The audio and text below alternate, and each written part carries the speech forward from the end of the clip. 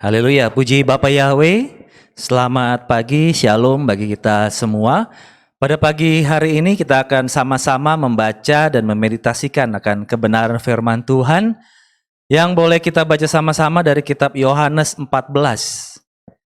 Ayat yang sudah sering sekali kita baca, Yohanes 14, kita akan baca ayat 1 sampai ke 6.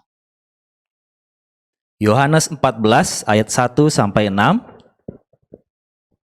Kita akan membaca kebenaran firman Tuhan ini seperti yang tertera di depan ya. Kita baca bersama-sama Yohanes 14 ayat 1 sampai 6. 3, 2, 1.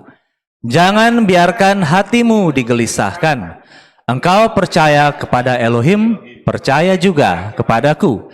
Di rumah Bapakku ada banyak tempat tinggal, dan jika tidak, telah aku katakan kepadamu, aku pergi untuk menyediakan tempat bagimu. Dan jika aku pergi serta menyediakan tempat bagimu, maka aku datang lagi dan akan menjemput kamu kepadaku, supaya di tempat aku berada, kamu pun berada. Dan kamu telah mengetahui kemana aku pergi, dan kamu telah mengetahui jalannya.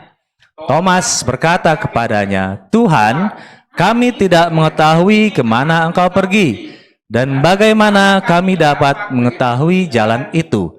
Yesua berkata kepadanya, Akulah jalan dan kebenaran dan hidup.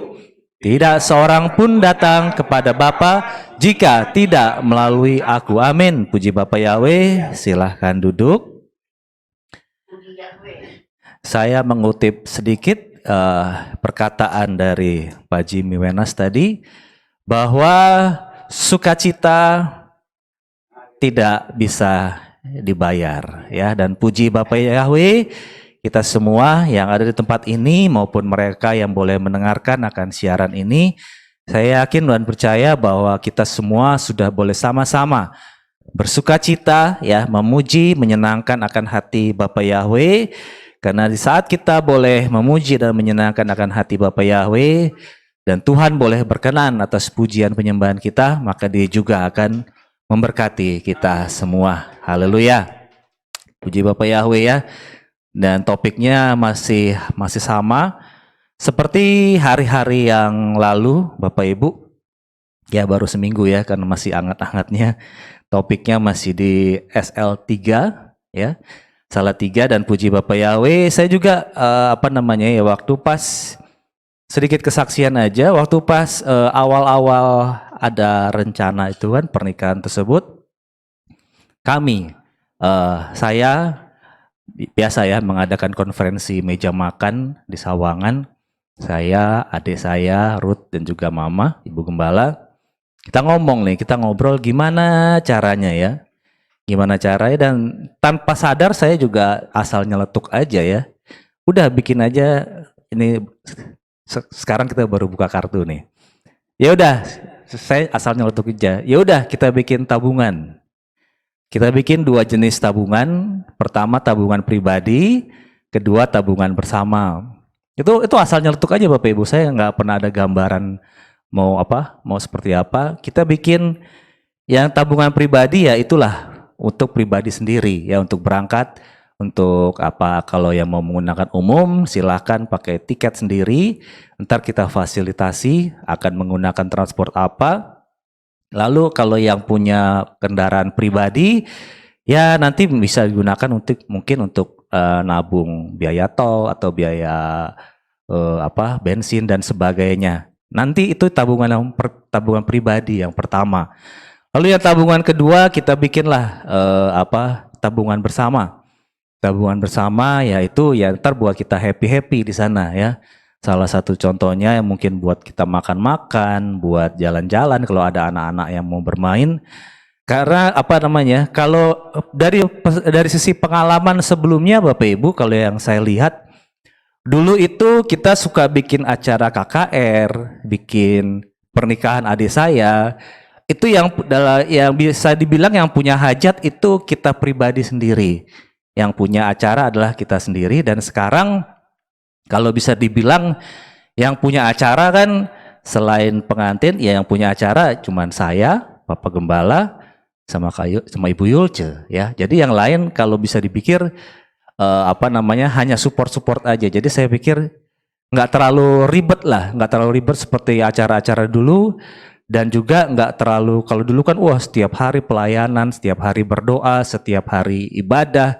Kalau sekarang kalau yang tim, yang jemaat yang support ini mau ngapain ya? Jadi saya berpikir ya udahlah, yang lain bisa selain support doa bisa happy dan puji Bapak Yahweh, semua bisa berjalan dengan lancar dan semuanya ini berkat pertolongan dari Bapak Yahweh saja ya. Memang pada saat pada saat pemberkatan itu resepsi itu saya ngelihat pas kita udah mau pulang ya, itu sekitar jam-jam 7:30 udah mulai ada kilat sedikit set ya, saya ngelihat, tapi jauh Bapak Ibu ya, mungkin daerah Ambarau Bandungan situ, dan puji Bapak Yahweh berkat doa kita semua ya, kita semua boleh berdoa kepada Bapak Yahweh dan kepada Tuhan yang benar, yang Tuhan yang boleh disembah oleh Bapak Afram, Yitzhak dan Yakub, semuanya boleh terselenggara dengan lancar, dan kita boleh melihat bahwa memang doa orang benar apabila dengan yakin doakan, maka semuanya ini akan besar kuasanya dan tepat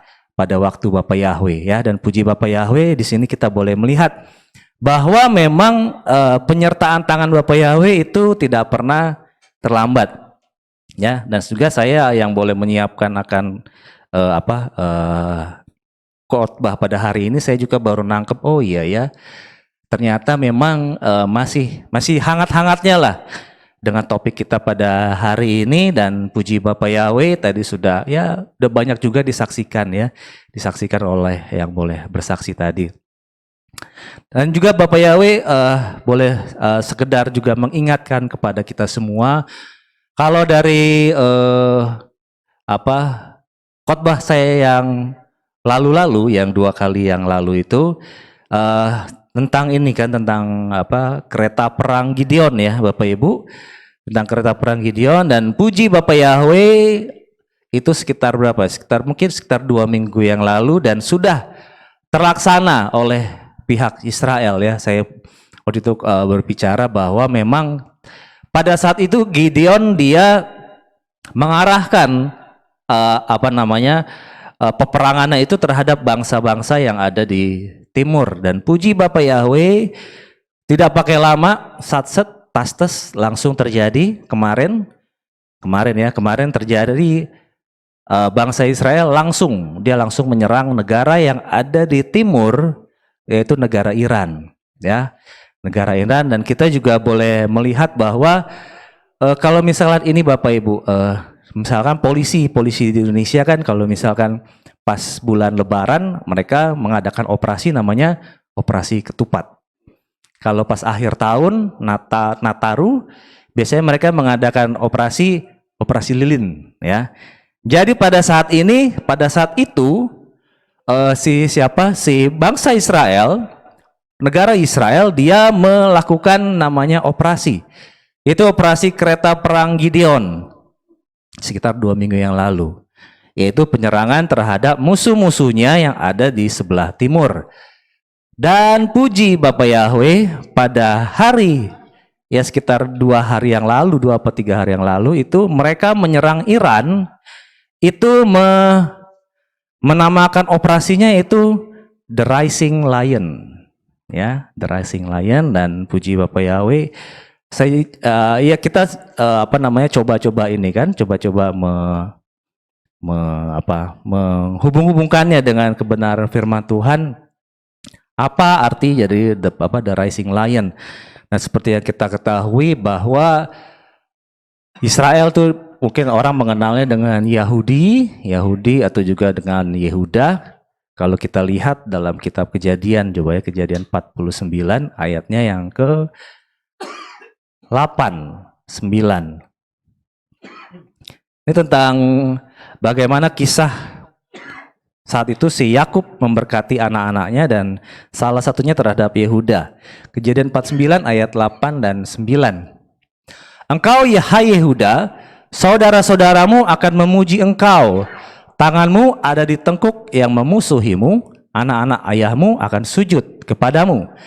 Yehuda bagaikan anak singa demi mangsa. Anakku, engkau telah naik. Ia telah meniarap, ia telah berbaring seperti singa jantan dan seperti singa betina. Siapakah yang membuatnya bangun? Ya, siapa yang membuat Yehuda bangun? Akhirnya si orang Israel kemarin melakukan operasi namanya The Rising Lion. Ya, ya. Siapa yang membuatnya bangun? Ya itulah musuh-musuh yang ada di sebelah timur. Akhirnya janji Bapak Yahweh tergenapi. Mereka melakukan penyerangan dengan namanya operasi adalah Rising Lion. Ya tahu kan artinya kan singa yang bangkit ya. Itu siapa yang membuat dia bangun. Dan puji Bapak Yahweh, seharusnya dari hal-hal yang boleh terjadi ini boleh menjadi pembelajaran bagi kita semua, ya. Pembelajaran bagi kita semua. Kalau saya lihat di dalam media sosial Bapak Ibu, saya biasanya kalau lihat media sosial, selain saya lihat judulnya, yang saya lihat juga komentarnya. Komentarnya di situ ya masih tetap ya dari pro ada pendapat sendiri, dari yang kontra juga ada pendapat sendiri. Namun seharusnya dari apa yang boleh kita lihat, apa yang boleh terjadi itu justru harusnya jadi pembelajaran bagi kita. Pada saat salah satu contohnya Daud mau berperang atau juga raja-raja Israel, Raja Yehuda mau perang, ada yang bertanya dulu kepada Tuhan, Tuhan, aku boleh menyerang apa enggak? Dan puji Bapak Yahweh, itu juga dicontohkan oleh Perdana Menterinya, si Benyamin Netanyahu. Dia berdoa dulu sebelum pergi menyerang. Dan puji Bapak Yahweh, dalam satu serangan itu kan kalau kita lihat di peta itu jaraknya jauh Bapak Ibu ya, dari Israel ke Iran. Itu jaraknya sungguh-sungguh sangat jauh. Dan puji Bapak Yahweh, beberapa negara boleh dilewati oleh pesawat tempur Israel ya. Saya yakin kalau misalkan mungkin di negara ya, contohnya lah di negara Indonesia ada pesawat melintas, itu pasti terdeteksi. Tapi puji Bapak Yahweh, beberapa negara boleh dilewati oleh pesawat tempur tersebut, yang akhirnya bisa menewaskan, saya lupa ada 3 jenderal kalau nggak salah, 3 jenderal dari Iran itu yang mati. Dan ada 6 pekerja di di pekerja atom yang memang menjadi incaran dari Israel itu juga mati.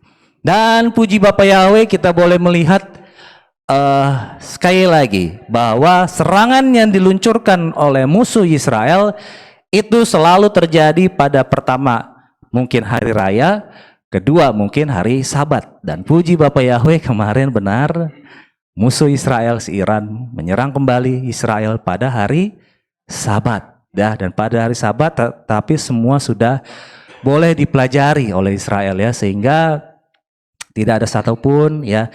Kalau mungkin terjadi di Jakarta gitu loh ya, terjadi di Jakarta, kita mungkin terjadi kalau mendengar suara bom aja, suara bom kita udah langsung terkejut Bapak Ibu ya. Apalagi kita boleh melihat di Israel sana, kalau lihat dari videonya 200 bom meledak di atas langit Israel ya. Dan saya yakin dan percaya bahwa di situ adalah tangan Tuhan yang melindungi akan anak sulungnya ya.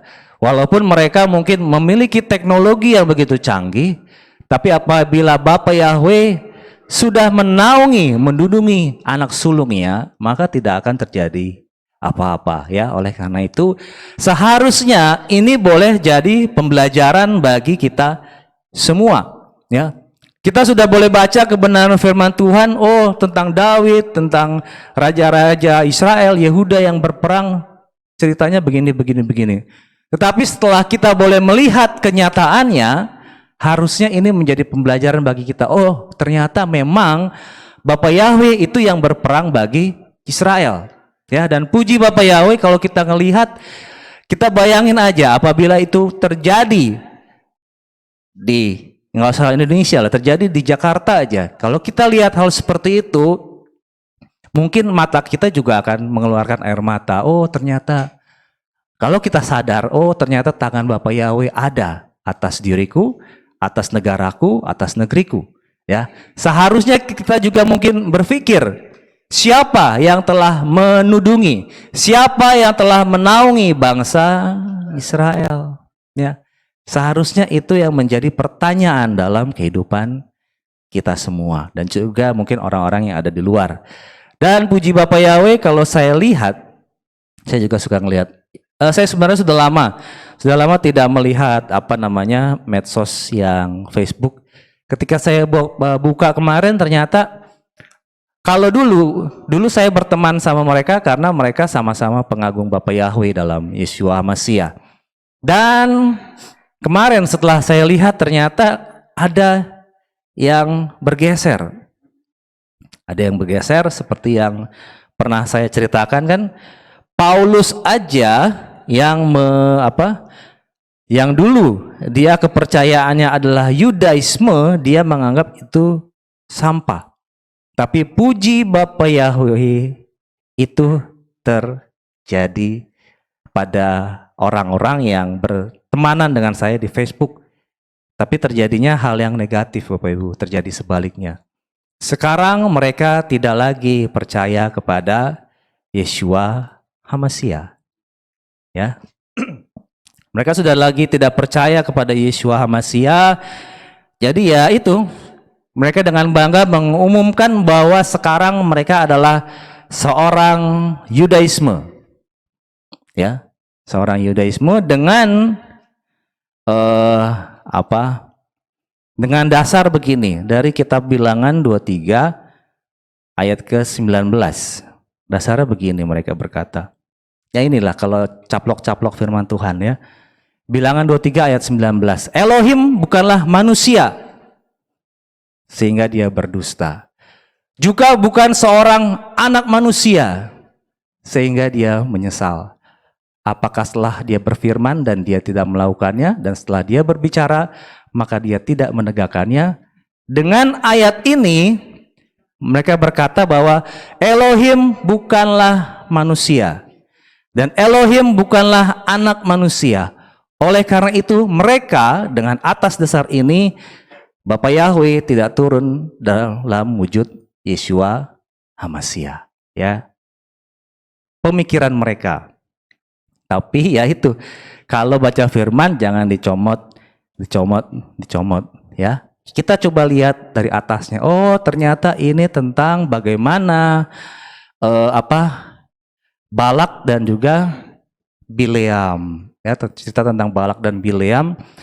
Jadi di sini bukan bercerita tentang suatu tokoh, tetapi ini bercerita tentang suatu tentang suatu sifat, ya. Bukan berbicara tentang suatu tokoh, tetapi berbicara suatu sifat. Ya, lihat, Elohim bukan manusia. Jangan dipotong sehingga dia berdusta.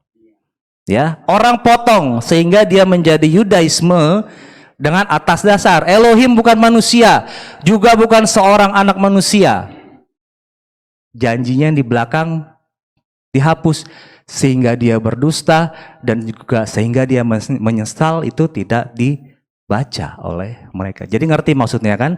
Elohim, kalau saya gambarkan begini, Elohim bukanlah manusia sehingga dia menjadi pendusta. Yang menjadi pendusta siapa? Manusia. Dengan kata lain, Elohim bukan seperti manusia yang suka berdusta, dan Elohim bukan seperti anak manusia yang suka menyesal. Dan puji Bapa Yahweh, ya itulah seperti yang tadi saya bilang bahwa asal nyeletuk aja saya dari mulut kan tentang apa? Tentang tabungan tadi kan, tentang tabungan pribadi, tabungan bersama, terjadi semua jalan. Dan puji Bapa Yahweh, di beberapa hari terakhir itu saya suka berbicara tentang Yudaisme, dan kemarin ternyata setelah saya baca firman Tuhan, ya banyak anak-anak penyembah Bapa Yahweh dalam Yeshua HaMashiach sekarang berbalik, tidak lagi menyembah Yeshua HaMashiach atas dasar Elohim bukanlah manusia dan Elohim bukanlah anak manusia. Oleh karena itu kalau baca firman Tuhan, baca dari kitab suci. Jangan dari handphone yang katanya suci. Ya. Kenapa kalau bacanya dari handphone? Handphone itu cuma terbatas, paling cuma 1-2 ayat yang bisa kita baca. Tapi apabila kita bisa baca dari kitab suci, kita bisa trace, kita bisa selidiki. Ini ceritanya tentang apa? Jangan asal ada firman, tangkap, dipotong lagi. Akhirnya terjadi ya dengan bangga boleh menjadi Yudaisme. Mereka melupakan, dan puji Bapak Yahweh itu nggak apa-apa lah. Itu urusan mereka ya. Sebenarnya ada 3 hal cuman yang saya mau bahas yang 2 aja. Itu pertama adalah ini. Ya, Elohim bukanlah manusia sehingga dia menjadi Yeshua, dan Elohim bukanlah anak manusia sehingga mereka menjadi Yudaisme sekarang. Padahal si Paulus bilang Yudaisme itu adalah sampahnya dia dahulu. Itu yang pertama. Lalu yang kedua begini. Ini juga sebenarnya hal yang dasar yang terjadi pada penyembah Bapa Yahweh. Ada seseorang yang mungkin dia memang awalnya dasarnya dia tidak suka sama penyembah Bapa Yahweh. Jadi dia mempertanyakan dalam suatu forum dalam penyembah Bapa Yahweh. Dia bertanya, apa artinya kembali ke Torah? Ya, dia nanya nih sama penyembah Bapa Yahweh, apa artinya kembali ke Torah? Dan yang saya lihat jawaban dari penyembah Bapa Yahweh ya muter ya. Ada yang menjawab artinya kembali ke Torah adalah kembali kepada Bapa Yahweh.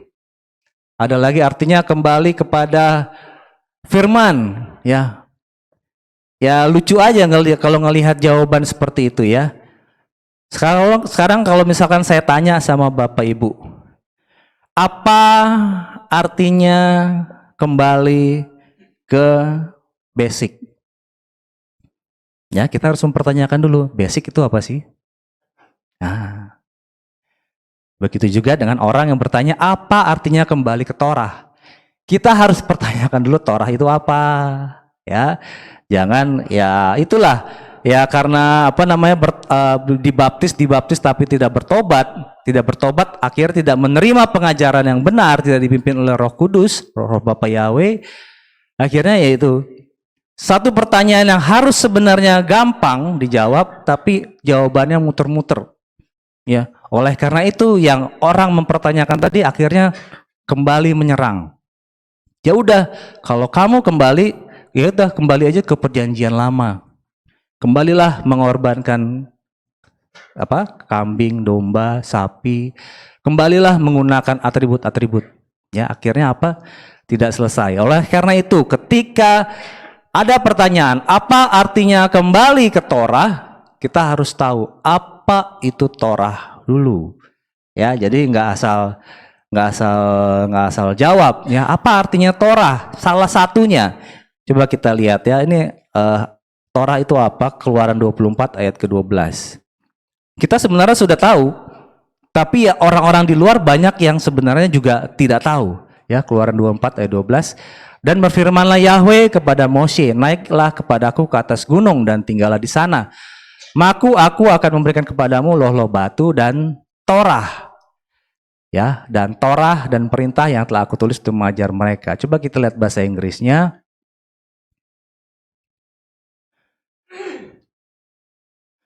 And the Lord said unto Moses, come up to me into the mount and be there. And I will give the tables of stone and a law. Ya, makanya nggak usah pakai kan orang-orang penyembah Bapa Yahweh itu kadang-kadang pakai istilahnya yang susah-susah. Istilahnya Bapa Yahweh Beshem. Apa artinya Beshem? Orang ngerti. Beshem artinya di dalam nama. Oleh karena itu, apa artinya Torah? Torah tuh gini. Panjang sekali. Banyak. Ya, sok-sok Ibrani, sok-sok Yahudi, sok menggunakan bahasa Ibrani tapi nggak ngerti. Kalau kita lihat Torah dalam bahasa Inggris adalah tadi apa? Coba bahasa Inggrisnya tadi? Law ya. Kalau law ya semua orang ya banyak yang ngerti. Law itu apa artinya? Law adalah hukum. Oleh karena itu apa artinya kembali ke Torah? Kembali ke hukum. Hukumnya mana? Hukumnya adalah aturan, perintah, dan ketetapan. Aturan, perintah, ketetapan yang mana? Ya, firman Bapak Yahweh yang tertulis. Oleh karena itu ya saya juga sedih, miris kalau ngelihat ada orang yang ditanya apa arti kembali ke Torah. Nggak bisa jawab. Artinya kembali kepada hukum. Hukum yang berlaku, aturan, perintah, dan ketetapan. Ya, oleh karena itu ya ini sekedar pengetahuan aja Bapak Ibu ya kepada kita semua supaya kita juga ketika kita berkomunikasi, ketika kita ngobrol sama dalam suatu komunitas ya, komunitas penyembah Bapak Yahweh, saya bisa bilang bahwa tidak semuanya benar-benar bertobat, tidak semuanya benar-benar menerima pengetahuan yang benar. Oleh karena itu supaya itu pakailah bahasa yang mudah dimengerti ya, nggak usah kalau orang kan apalagi kalau misalkan dalam doa kan sok-sok berbahasa Ibrani gitu ya, padahal itu kan juga hafalan. Ntar ketika ditanya balik pakai bahasa Ibrani beneran juga nggak ngerti ya. Puji Bapak Yahweh ya, itu semua boleh kita lihat, boleh kita pelajari. Dan pada saat ini kita akan melihat kembali bagaimana yang seperti tadi saya bilang bahwa mereka penyembah Bapak Yahweh dalam Yeshua HaMashiach dulu yang sekarang sudah kembali lagi kepada Yudaisme karena motong-motong Elohim bukanlah manusia dan Elohim bukanlah anak manusia. Tapi di sini tadi Yeshua berkata apa tadi? Jangan kamu gelisah. Percayalah kepada Elohim, percayalah juga kepadaku. Ya, percayalah juga kepadaku.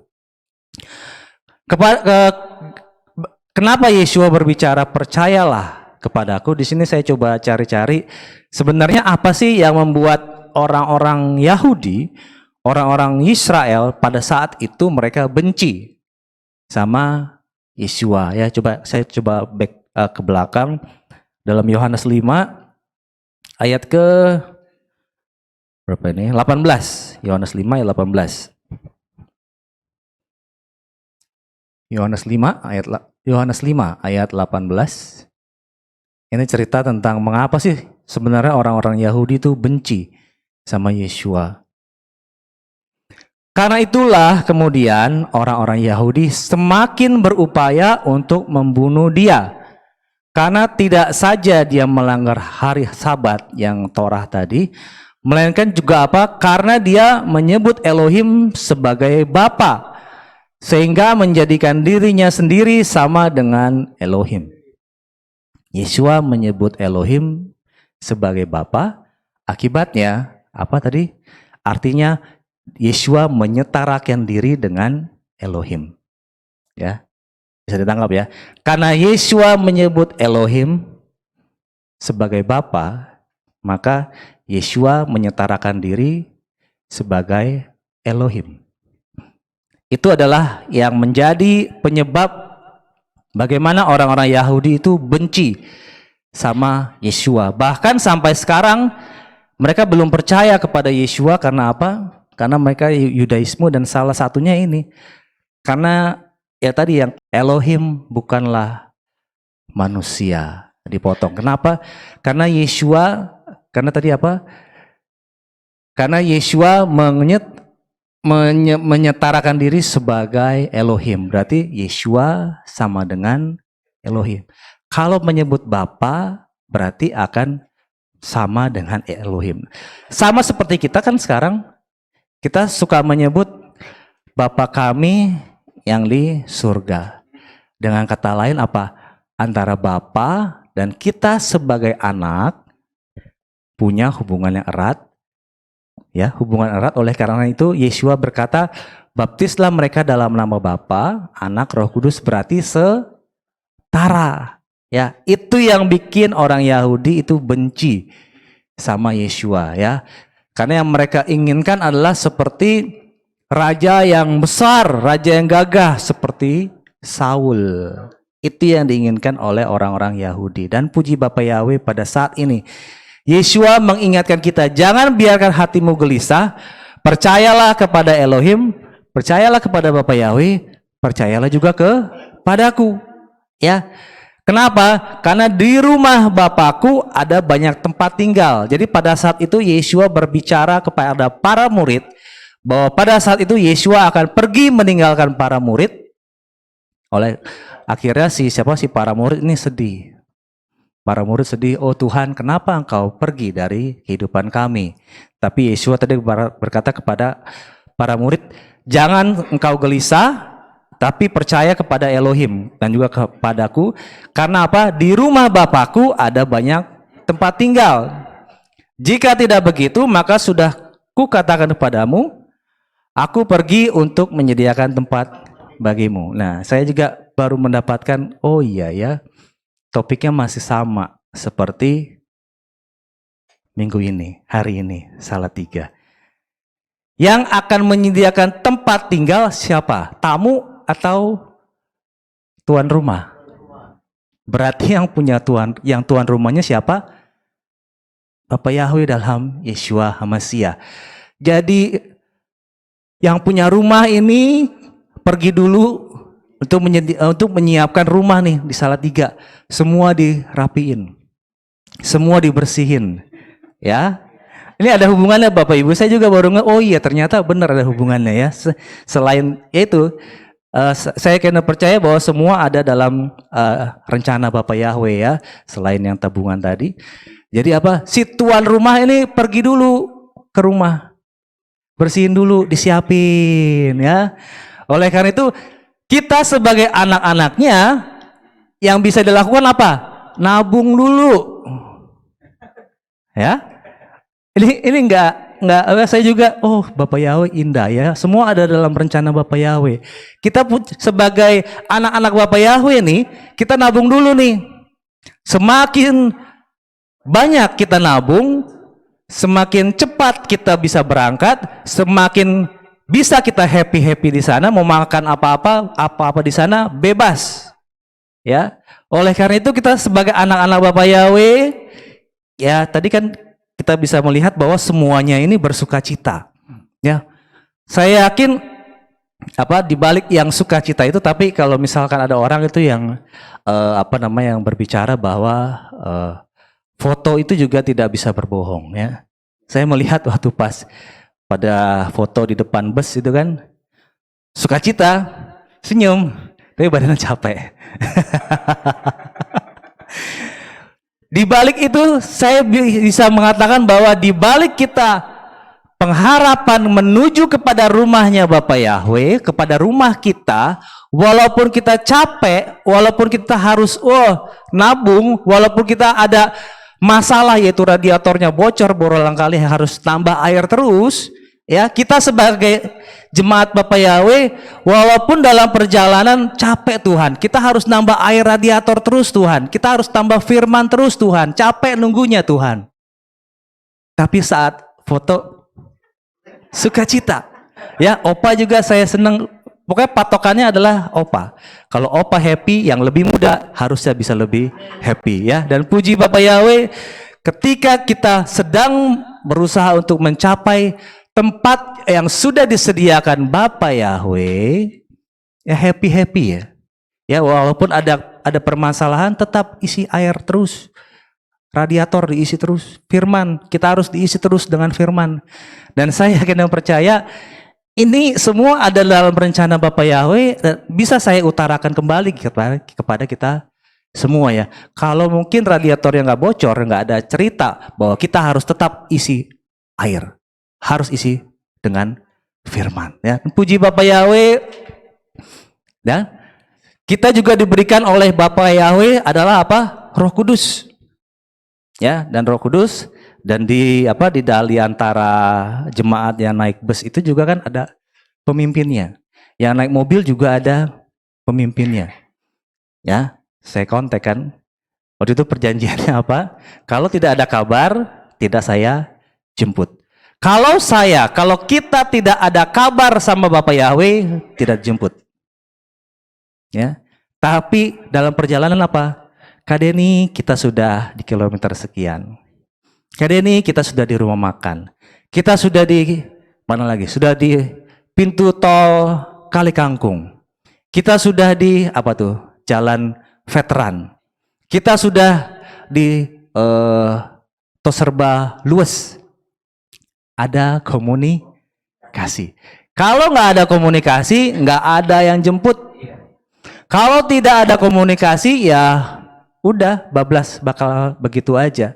Dan puji Bapak Yahweh di sini komunikasi apa? Menggambarkan kita semua sebagai umat jemaat Bapak Yahweh harus ada komunikasi sama Tuhan Yesus Masiah. Ya, seperti yang minggu lalu kita ada dalam satu kapal yang sama. Yeshua ada di situ, tetapi kita pada saat itu jemaah para murid takut menghadapi apa? Menghadapi gelombang, menghadapi badai, ribut apa segala. Karena apa? Karena mereka tidak komunikasi sama Bapak Yahweh. Tetapi di sini ada satu pengharapan. Ketika ada komunikasi, oke, saya sebagai sebagai anak, ya, kan tuan rumah nunggu di rumah. Saya sebagai anak, saya harus jemput mereka. Saya harus jemput. Dengan adanya komunikasi, saya nyampe ke terminal Tingkir. Bapak Ibu yang naik bis juga sampai terminal Tingkir. Belum sampai rumah. Ya, belum sampai rumah. Masih ketemu di terminal. Masih ketemu di awan. Nah, puji Bapak Yahweh, semua ini ada gambaran ya. Ada rencana Bapak Yahweh, dan ketika itu kenapa bisa happy? Kenapa bisa sukacita? Karena ada pengharapan, oh di sana itu tempatnya bagus. Walaupun cuma cerita dari, ya mungkin ya di sini sebagai yang suka ngomporin biasanya Mary ya. Mary itu suka ngomporin ini sama khusus sama anak-anak muda, sama anak-anak sekolah minggu. Oh di sana bagus, oh dikasih lihat videonya gitu ya. Walaupun kita suka sering membaca, mendengar, oh ceritanya bagus. Oh ternyata tempatnya bagus. Kita hanya mendapatkan info sekedar itu saja. Tapi baru dari info aja kita sudah happy. Kita sudah suka cita. Sama seperti saat ini. Kita sudah melihat, oh ternyata pada saat Israel diserang oleh Iran, penyertaan tangan Bapak Yahweh tetap masih ada di sana. Seharusnya, tadi seperti saya bilang, harusnya itu jadi pembelajaran bagi kita semua. Oh ternyata memang Tuhannya orang Israel itu adalah Tuhan yang benar. Elohim yang benar. Ya kenapa? Karena satu Tawari itu menyatakan bahwa Elohim dari ilah-ilah lain, Elohim bangsa-bangsa adalah berhala. Tetapi ya, yang benar hanyalah Yahweh yang menjadikan langit. Coba kita baca ya. Satu Tawari 16 ayat ke-26. Sebab semua ilah bangsa-bangsa adalah berhala, tetapi Yahweh lah yang telah menjadikan langit. Ya, dari sini kita harusnya mengerti, oh ternyata yang disembah oleh orang Israel itulah yang membela mereka. Ya, seharusnya bukan seperti yang banyak orang yang nggak suka dengan Bapak Yahweh. Alasannya macam-macam. Katanya Yod He Waw He tidak bisa disebut, ya, atau juga banyak lah ya yang berbagai alasan mereka tidak bisa menerima akan nama Bapak Yahweh. Tapi satu hal yang boleh saya sampaikan, walaupun mereka tidak bisa atau juga belum bisa menerima nama Bapak Yahweh, tetap di dalam Torah ada tulisan Yod He Waw He. Sekeras apapun kita terima, kita menolak, tetap yang tertulis dalam Torah itu adalah Yod He Waw He. Walaupun engkau mau menolak sekeras apapun, katanya tidak bisa dibaca, tetap tertulis itu adalah Yod He Waw He. Bukan Alif Lam Lam Ha. Ya. Yang tertulis dalam Torah itu bukan Alif Lam Lam Ha, tetapi yang tertulis adalah Yod He Waw He. Ya ngerti maksudnya kan? Kalau saya ngomong A, Itu banyak orang mungkin, itu kan juga Tuhan saya, kata mereka. Tapi kalau saya perjelas, engkau tidak bisa beralasan tidak bisa membaca Yod He Waw He, tetapi yang saya mau katakan bahwa yang tertulis dalam Torah itu adalah Yod He Waw He, bukan Alif Lam Lam Ha. Atau mungkin dalam bahasa Ibrani orang mau beralasan Alef Lamet Lamet He. Ya, yang tertulis bukan itu, tetapi yang tertulis adalah Yod He Waw He. Dan puji Bapa Yahweh, Yeshua menyediakan tempat bagi kita. Kenapa Yeshua menyediakan tempat bagi kita? Karena dia adalah tuan rumah. Tuan rumah, dia menyediakan tempat bagi kita. Coba ulang lagi Yohanes 14 tadi ya. Ayatnya yang ke-2. Di rumah Bapakku ada banyak tempat tinggal. Dan jika tidak, telah aku katakan kepadamu, aku pergi untuk menyediakan tempat bagimu. Tuan rumah udah nyediain tempat nih buat kita, ya. Pada saat itu, pada saat sebelum berangkat, saya udah ngeplotkan ini. Keluarga ini di kamar eksekutif mana, keluarga ini di kamar mana. Begitu juga dengan Tuhan Yeshua. Dia sudah nyediain tempat nih bagi kita. Oh, Denny ntar tempatnya di sini. Ya, Pak ini tempatnya di sini, Bu ini tempatnya di sini. Dia sedang menyediakan tempat bagi kita semua. Ya, oleh karena itu ini bukan dihubung-hubungin, tetapi memang terjadi ya. Memang terjadi, dan saya yakin dan percaya bahwa semuanya ini ada dalam rancangan Bapa Yahweh ya. Jika coba ayat ketiga, dan jika aku pergi serta menyediakan tempat bagimu, maka aku datang lagi. Setelah rumah beres, tabungan udah beres, udah siap berangkat, bus, ingat, bus harus dalam satu bus. Ya, kemarin sempat terjadi perdebatan kan, ini Bu ini mana nih? Ada dalam satu bus apa enggak? Nah, jangan-jangan ntar turunnya bukan di Salatiga. Ya, lihat, harus dalam satu bus dan harus dalam satu tujuan. Ya, tujuannya harus sama di terminal Tingkir. Kalau beda bus, kalau apalagi beda tujuan, ya jangan harap bisa dijemput sama Yeshua. Ya. Setelah, dan jika aku pergi serta menyediakan tempat bagimu, maka aku datang lagi dan aku akan menjemput kamu kepadaku, supaya di tempat aku berada, kamu pun berada. Kenapa perlu dijemput? Ya, kita sudah tahu kan jawabannya kan. Kenapa harus dijemput di Tingkir? Karena jemaat tidak tahu cara ke tempat tinggal. Ya, nggak ada yang tahu kan? Tidak ada yang tahu. Salah satu caranya adalah harus dijemput. Salah satu caranya adalah harus dijemput di awan-awan yang permai. Itulah iman kita Bapak Ibu ya. Kita harus dijemput, harus dalam satu lokasi, harus dalam, yang penting adalah harus dalam satu tujuan. Walaupun capek, walaupun dari semangat ada, tetapi kan dari muka bisa terlihat kan capek, tetapi tetap ada sukacita ya. Setelah itu kita boleh dijemput sama Tuhan Yeshua. Oh, ada pengharapan, benar ya. Aku akan menjemput kamu kepadaku, supaya di tempat aku berada, kamu pun berada. Dan kamu telah mengetahui kemana aku pergi, dan kamu telah mengetahui jalannya. Kita tahu bahwa Yeshua pergi ke surga menyediakan tempat bagi kita, dan kamu telah mengetahui jalannya. Tetapi Thomas akhirnya berkata kepadanya, Tuhan, kami tidak tahu kemana engkau pergi, dan bagaimana kami dapat mengetahui jalan itu. Oleh karena itu kan kita belajar apa? Perlu dijemput, perlu ketemu dulu sama Yeshua. Ya, sama Yeshua Mashiach perlu ketemu dulu. Setelah itu baru kita ntar sama-sama ke tempat tujuan. Yeshua berkata kepadanya, Akulah jalan, kebenaran, dan hidup. Tidak seorang pun datang kepada Bapa jika tidak melalui aku. Dan puji Bapa Yahweh, ini yang boleh terjadi bagi kita semua, yang merupakan juga suatu gambaran bagi kita semua, ya. Kita boleh dijemput, kenapa?